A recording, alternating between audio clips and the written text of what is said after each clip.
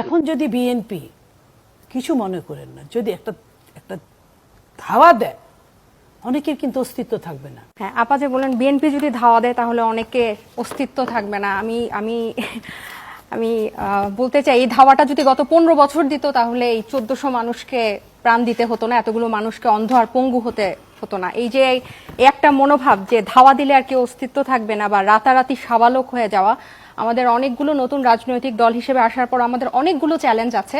তার মধ্যে এই একটা চ্যালেঞ্জ হচ্ছে এই সম্মানটুকু না পাওয়া এবং খাটো করে দেখা।